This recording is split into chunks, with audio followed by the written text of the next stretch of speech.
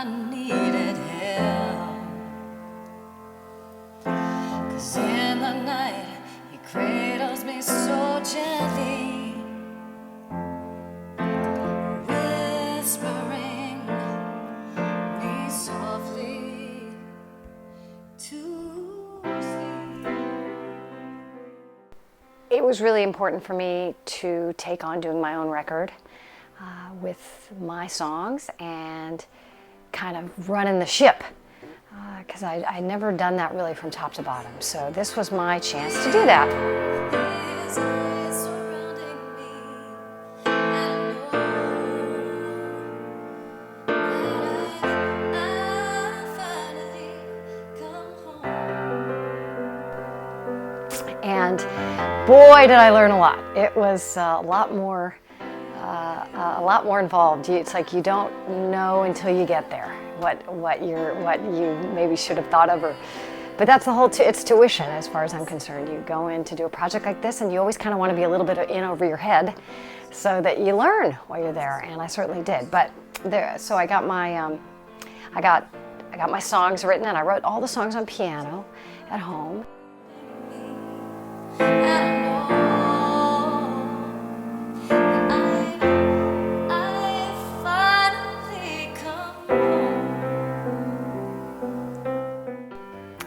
Although I write all the songs on piano, I don't perform them on piano a lot. But when it comes to really performing live, I usually have someone else who's got wider, deeper skills to play. But I knew that on one song, I wanted to play it on the record, and I wanted it to be my take. And that was Released. That this sweet angel always try to raise the path I walk. And so that's the one song where I just wanted to have my fingers in there. So basically all I was doing were scratch vocals, not to be used in the final mix. I booked out 3 days to lay down the basic tracks for 9 songs. You got to feel each other out and find where each other's groove is and find how you lock in with each song.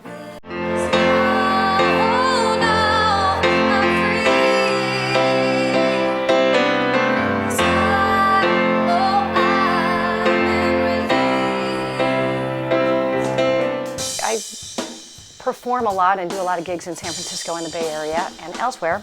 I've met a lot of wonderful players on my journey, and I had done some gigs with Mr. Deszon Claiborne on drums, and I just love his feel, and he really has that jazz sensibility in his playing, and is soulful, and he reads music, so he would be able to work with the charts that I was throwing down, and so I called Deszon, and Deszon was in, and he has that jazz sensibility that I really like.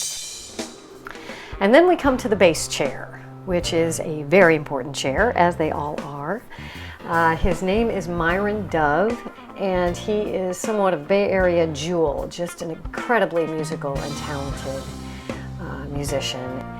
And we started talking about it, and I told him about the project, and then I told him who else was in the band, and he says, "Sounds like a good time," and he was on board.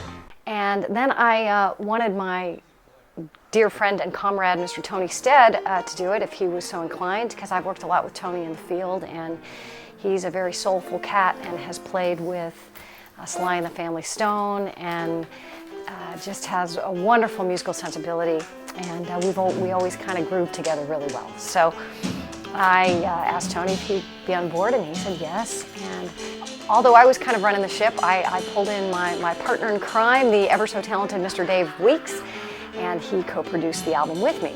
He's also playing guitar on the record, but he was in the co-producer chair along with me.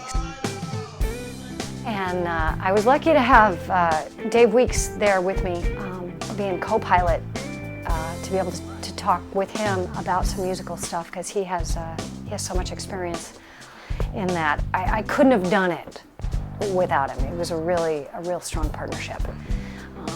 And although I was running the ship, he was right there for questions and assistance and direction and guidance when I needed.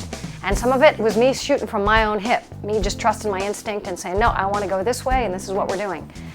So it was a real combination of that. Wouldn't have learned what I learned if I hadn't done that. So from that point on, it was about picking the right studio, and I checked out a bunch of different studios in the Bay Area. After talking it over with Dave Weeks, we kind of leaned in toward Laughing Tiger, which is in San Rafael, and it's run by Ari Rios. And it's a really wonderful space, and it had a grand piano as well as B3. And I kind of wanted to throw some B3 down on a few of the tracks, so it made a lot of sense. So we went in and checked out the studio, and that's the one we decided on using. And I booked out 3 days to lay down the basic tracks for 9 songs. You got to feel each other out and find where each other's groove is and find how you lock in with each song. So basically all I was doing were scratch vocals, not to be used in the final mix of the record. Oh, that's great. That's exactly what I wanted. Okay. So I was singing and leading and producing at the same time, and that is where the challenge was for me. I've been a band leader for so long that singing and then running the band on the gig is something that I've been doing for long enough that I thought, well, this should be kind of similar. And I learned areas that it was, and I learned areas where it wasn't. So that was a real challenge. I felt very focused all 3 days. All of my gray matter was kind of taken up in every area. I was organizing the sessions. I was having to make sure that the takes were the ones we wanted. If things were, maybe one take went a little bit off the rails, I'd have to go in and say, okay, what do we need to adjust here? So all those hats had to be on every day. That was the part that was challenging. I was more overloaded than I thought I would be. The thing you don't know till you're there. I don't think I slept. When I would get home at like 10 or 11, I would try to wind down, but the sleep was very on the surface because my head was just spinning with what to think about with the songs next day, or maybe we should remember to recut that part of whatever we did the day before or that day. So I hardly slept. It was like I was on for 3 days, 24/7. It's funny what adrenaline will do, because I managed to feel okay during the sessions, but I was definitely in a heightened state, shall we say. It was very intense for me. But we found the groove of each song. Myron Dove said something really poignant, I thought, that I still take with me to this day. That every song has its heartbeat. But when you take a song straight from your head into the studio, you have to find that organic chemistry there. And I think just recently I actually heard an interview with James Taylor, who said that very thing, is when you haven't had the chance to put that song on wheels, put that song on its feet in front of people, really finding that chemistry in the studio is the challenge. And finding the heartbeat of those songs in that setting, that was what I learned. That was Anna's music school, studio music school 101 in this one. We had to work on that with every song. We had to say, okay, where's the heartbeat? Where are we going to feel it here today? And where's the juice, the inspirational, improvisational juice that just becomes as we're performing it live that day. Got to capture those moments too. But the guys were great. How lovely to have men who are so accomplished, so great to work with, such a good attitude, so good with each other. That was a real gift. So we all just kind of band together as a little team to find where each of the songs were going to go. So I also had to sort of have my clipboard and organize the sessions so that we made sure that we were able to recut or punch anything that maybe anyone in the rhythm section felt that they wanted to punch. That's what me as a producer hat, manager-producer hat, had to make sure I was budgeting time for as well. And I also got an opportunity to throw in my harmonica, which some of you may know. I play in a band called Zepparella, all-female Led Zeppelin band, and I play harmonica in that band. And so I wanted to throw that down with this record as well. So we didn't do that when we were at Laughing Tiger, but I did that when I was in Dave Weeks' studio in Maryland. I think it was the first take of my harmonica couple that we wound up taking. Sometimes those first takes are just kind of reckless and unbridled. And if they're not so unbridled that they fall off the rails, sometimes they're usable. And in this particular situation, it was. So I just was very relaxed, and I said, I'm just gonna play it as I feel it. And that's the one we wound up taking. So vocal takes, not so much. Vocal takes I'm super nitpicky on, and those took a little bit more time. And I'm also doing all of the background vocals for the whole record. And you know, you got to be careful because you can really go down the rabbit hole when you're in the studio. Like, let's put on this vocal and this layer and this layer and this layer. And I did that on a few. And it's a little bit tougher to replicate live than when you do that, but it sure was fun because I love harmonizing with myself and stacking vocals that way. We did that on Leap of Faith and on Rose and on Slipping.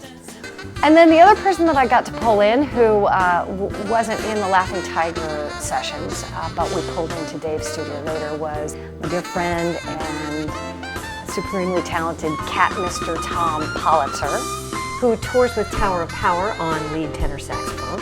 One of my songs that goes into the jazzier direction, and that is a song called Slipping.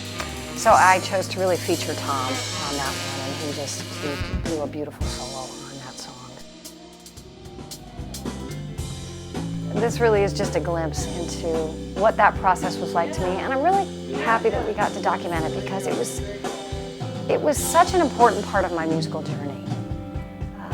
Like I said before, to take on something where you feel kind of in over your head kind of the whole time is really overwhelming, but it's such a learning experience to be on that razor's edge the whole time. So much that I learned from it that when I go back in to do another one, I can take everything that I learned from this experience, and I would have never known it. You can read about it, you can watch other people do it, you can hear about it, you can study it, but you do not know until you go. That's what I say to myself a lot. You just don't know till you go.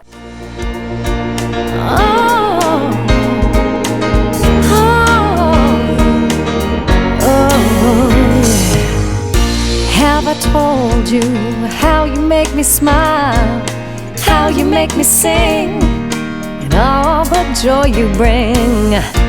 Have I told you, have I found a way to say how you blow my clouds away, turn my winter into May?